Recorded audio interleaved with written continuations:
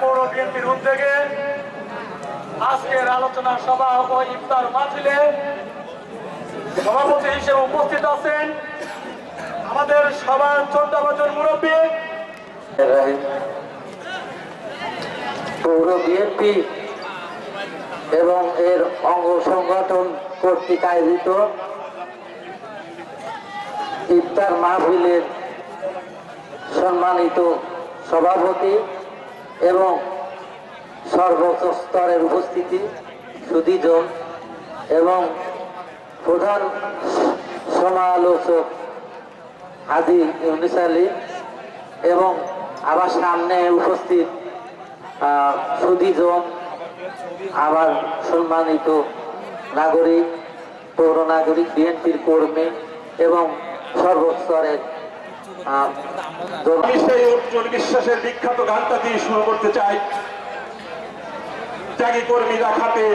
চাটার দলেরা চাপে, সুবিধাভোগীরা পায়ের উপর পা তুলে জীবন কাটায় কাটে, আইনে তোরা কেটে যাবি রাজনীতির হাতে। মহান স্বাধীনতা দিবসের আলোচনা সভার এবং ইফতার মাহফিলের মুরব্বী সভাপতি উপস্থিত বিএনপি শীর্ষ পর্যায়ের উপজেলা এবং বেড়াপুর শাখার শীর্ষ পর্যায়ের নেতৃবৃন্দ, বাংলাদেশ জাতীয়তাবাদী দল বেড়াপুর শাখা কর্তৃক আয়োজিত আজকে দেশনেত্রী বেগম খালেদা জিয়ার রোগ মুক্তি উপলক্ষে এবং ইফতার মাহফিল 26শে মার্চ উদযাপন উপলক্ষে অধ্যক্ষের অনুষ্ঠানের সম্মানিত সভাপতি বেড়াপুর বিএনপি নবনির্বাচিত সভাপতি আলহাজ ফজলুর রহমান ফকির সাহেব, প্রধান আলোচক পাবনায় 68 নির্বাচনী এলাকার সম্ভাব্য প্রার্থী ইউনুস হাজী সাহেব, মঞ্চ উপবিষ্ট বাংলাদেশ জাতীয়তাবাদী দল বেড়াপুর জেলা শাখা বেড়াপুর শাখার জাতীয়তাবাদী দলের অঙ্গ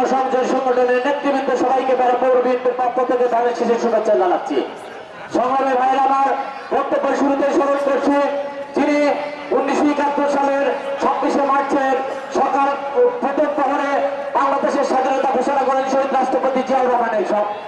প্রতি। তার সঙ্গে সঙ্গে যে জাতীয়তাবাদী দলের যে সমস্ত নেতৃবৃন্দ এ পর্যন্ত আত্মহত্যা দিয়েছেন, যারা আহত নিহত হয়েছে সবার প্রতি আল্লাহ দরবারে শুকরিয়া জ্ঞাপন করছি। সংগ্রামী ভাইরা সমাজ খুব সংক্ষিপ্ত, শুধু একটি কথা বলতে চাই, সামনে নির্বাচন, আসন্ন নির্বাচনে